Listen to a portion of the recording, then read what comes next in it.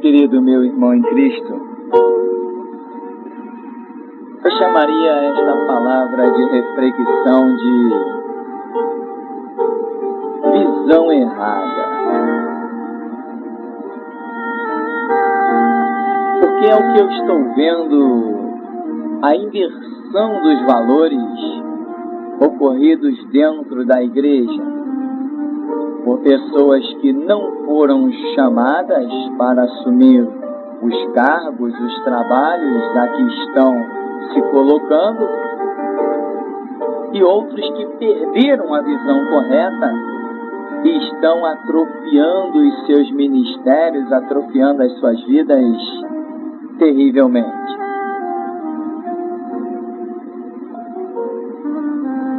Então eu quero que você me acompanhe nesta hora e analise comigo friamente alguns pontos. Um dos primeiros pontos que eu quero que você analise comigo é o chamado ministerial do grande profeta Isaías. Homem de Deus, pecador?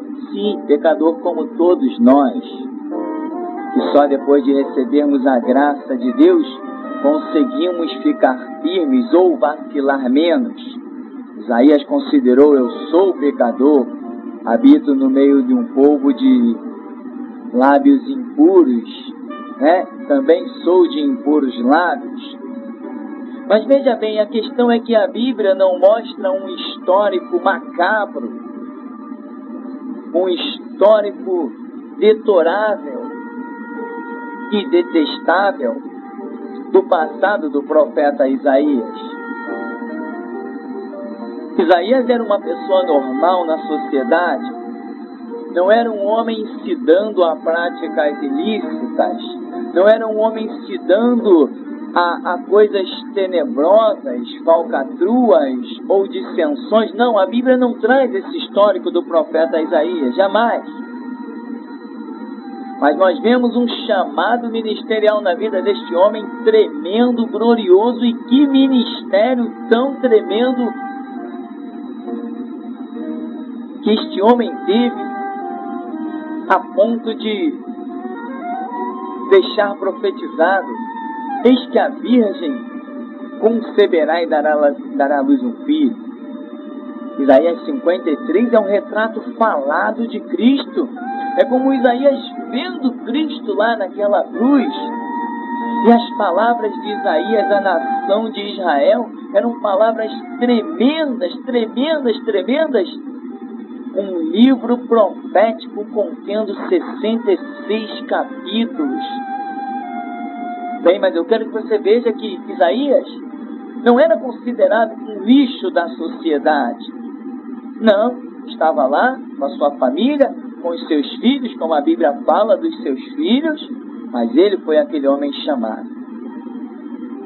Eu quero que você analise comigo a tremenda obra que o também profeta Neemias, que chamado glorioso, reedificar Jerusalém, repor as portas, restaurar o templo. Ora, foi um chamado tremendo, e nós vemos como Deus foi com Neemias de uma maneira tão tremenda e gloriosa. Mas, meu querido, preste bem atenção, também a Bíblia não mostra um passado deplorável deste homem chamado Neemias. Ao contrário, Neemias era um dos nobres de Israel, um dos nobres de família até rica, uma pessoa letrada, bem conceituada. Por isso, quando foi levado cativo, estava lá, era copeiro do rei. Por quê? Porque era dos nobres. Eu quero que você analise comigo o chamado de Jeremias. Jeremias não teve nem muito tempo de se profanar e corromper tanto. Por quê? Porque dizem os historiadores que ele tinha cerca de 11, 12 anos quando recebeu aquele chamado glorioso de Deus. Inclusive ele mesmo diz: ah, Senhor Jeová, Como pode? Eu sou uma criança. E o Senhor diz, não diga que sou uma criança. Onde eu te mandar, tu vai. Se eu te mandar falar, você fala.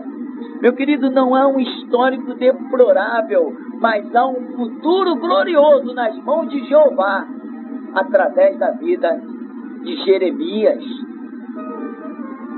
A Bíblia não mostra que Jeremias foi um lixo social e Deus fez dele isso, aquilo, outro. Não, ao contrário, Jeremias já era um homem de conceitos divinos e Deus contou com ele por uma obra tremenda. Rei Davi não era um marginal. O rei Davi não era um marginal. Era um jovem íntegro, zeloso das ovelhas na casa de seu pai. Um jovem trabalhador. Um jovem que encarou o leão, que encarou o urso para livrar o patrimônio da sua família do mal. Qual é o histórico do rei Davi? Foi um lixo? Não. Foi um marginal qualquer? Não.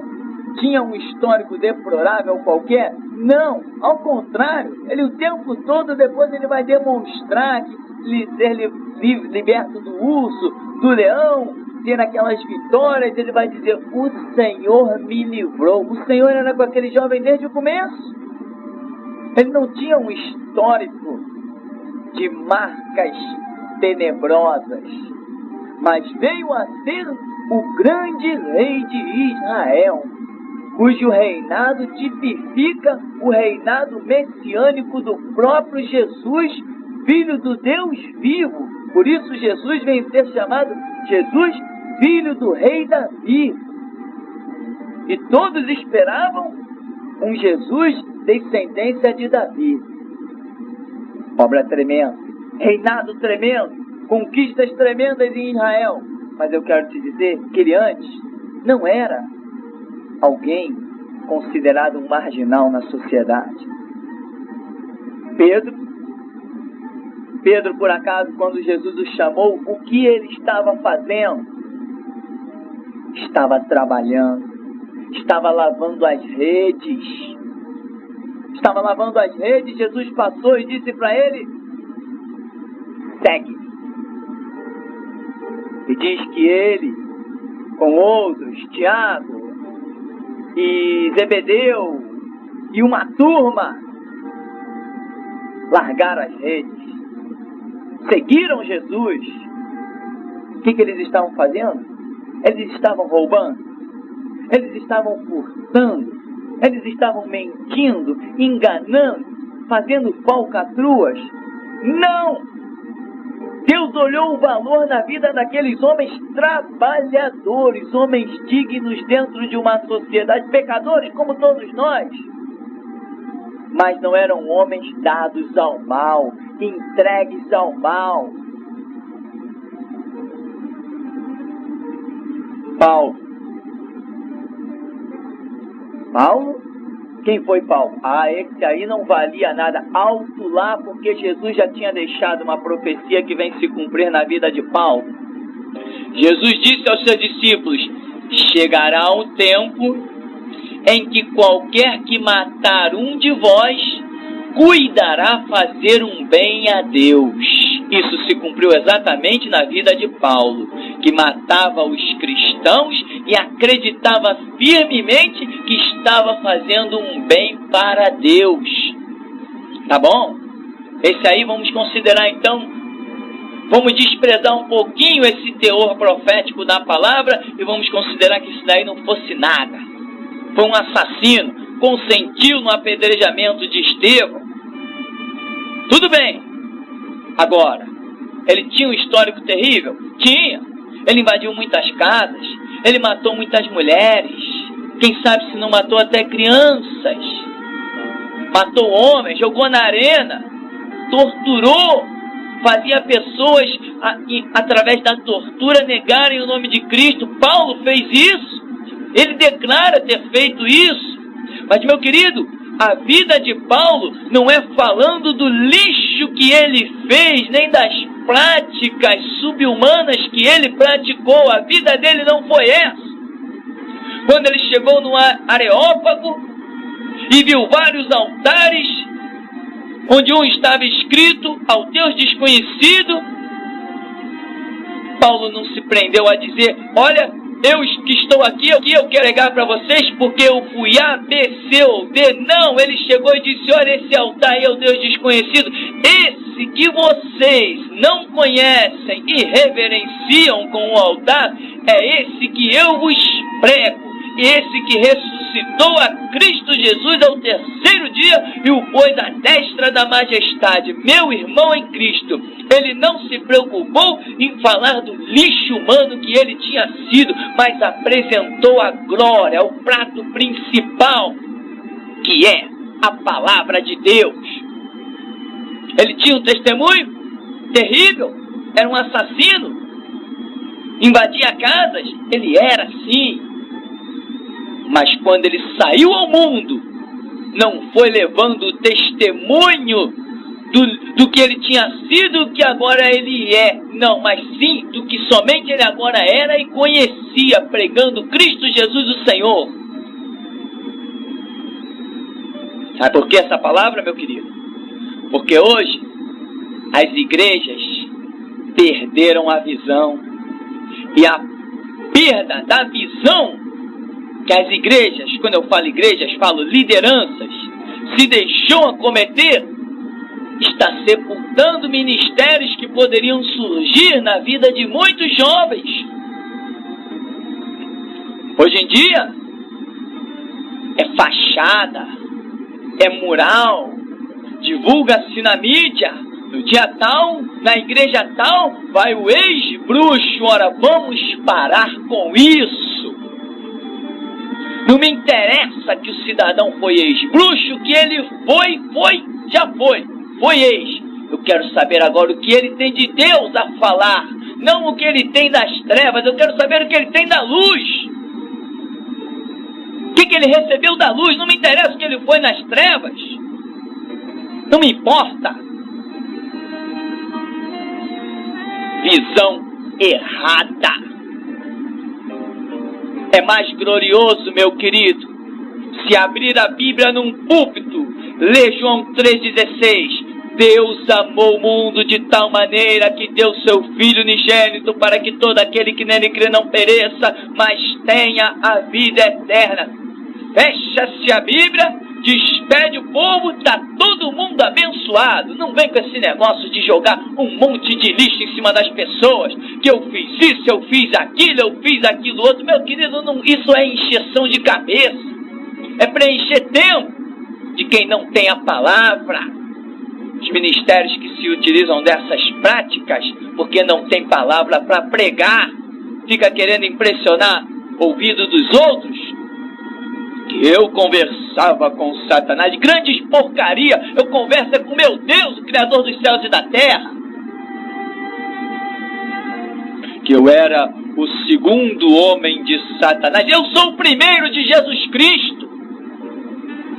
Qual é o maior testemunho?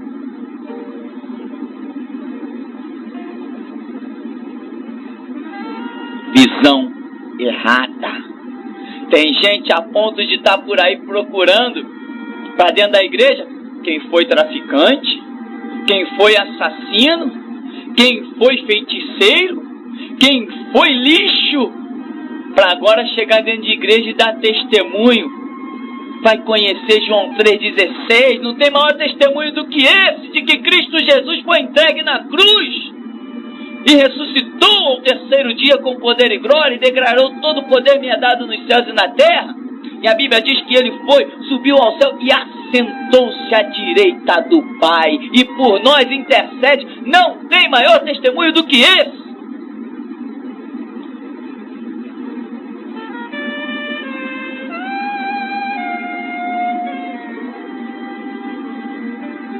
Eu já não aguento mais ouvir essas besteiras. É muita besteira pro meu gosto. Hoje em dia, sabe o que acontece? Dentro da igreja, o camarada tem 5, 6, 10 anos de igreja. nasceu num berço cristão, não tem valor dentro da igreja porque nasceu num berço cristão. Vem outros que com 6 meses, 1 ano que estão passeando por dentro da igreja só porque um dia foi alguma coisa terrível, foi um zero à esquerda na sociedade. Tem muito mais oportunidade do que aquele que tem uma formação cristã. Onde é que nós estamos chegando? A ponto de já ouvir coisas como tenho ouvido, de um jovem chegar perto de mim e dizer, para uma pessoa ser usada por Deus, ela tem que um dia ter sido mesmo um lixo na sociedade, não é verdade? Jamais, meu. Jamais, desde o nosso nascer até o nosso morrer, Deus requer de nós integridade, dignidade, moral, conduta. Mas sabe por quê que esses jovens dentro dessas igrejas por aí pensam assim?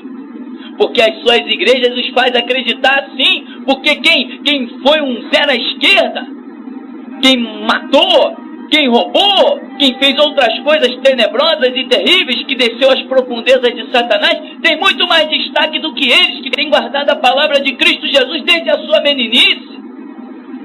Visão errada, valores deturpados.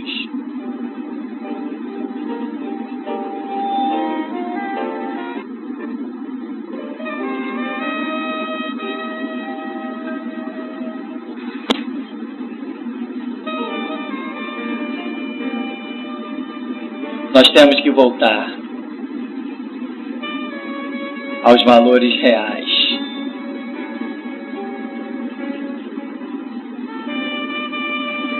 Antes que seja tarde. Eu quero concluir com você. Jesus opera milagres, meu irmão, e transforma vidas por causa do poder da sua palavra. Os sinais seguirão aos que creem. Nada de colocar milagre ou sinal à frente da palavra. O glorioso, o poderoso é a palavra. É vida com Deus através da palavra. Portanto, se na tua igreja inverteram os valores, não se deixe enganar por isso. Você não tem que ser um rebelde, você não tem que ser um procurado pela polícia, não tem que sair no mundo para ganhar tiro, não tem que sair no mundo para assaltar banco, para depois chegar dentro da igreja e dizer que Deus está na tua vida. Por favor, é o que estão fazendo por aí dentro das igrejas. Chegam ao ponto de perguntar, você tem algum testemunho? Eu tenho sim um testemunho, eu tenho. O meu testemunho é que eu creio em João 3,16 e aposto a vida nisso. Eu tenho um testemunho. E ninguém tem um testemunho maior do que o meu, porque o meu testemunho é que eu creio em Cristo Jesus, aposto a minha vida na Bíblia como palavra de Deus, estou percorrendo a palavra que diz, eles venceram pelo sangue do Cordeiro, pela palavra do testemunho e não amaram as suas vidas até a morte. Eu estou me enquadrando nisso, ninguém tem testemunho maior que o meu. É isso que eu tenho a dizer. Não abro mão da palavra. Não vem com esse papo de que fulano tem um belo testemunho, que ele foi ABC, então puxa agora, sai dessa, meu irmão. Esquece esse papo furado. Jesus não está procurando quem era zero à esquerda, não. Todos nós éramos zero à esquerda sem Cristo. Passamos a viver a partir do momento que encontramos Cristo, mas eu não tenho que deturpar a visão. Eu não tenho que ter sido procurado por polícia, não tenho que ter passado cheque sem fundo, eu não tenho que ter feito nada disso para depois dizer que Deus está na minha vida. Não, Deus está tremendamente na vida daquele que nunca tenha praticado nenhum desses delitos horríveis que a sociedade mundial mostra aí, mas sim na vida daquele que tem guardado a palavra de Deus. É assim que funciona. O Senhor te abençoe e te guarde. Sobre ti levante seu rosto, te dê a paz.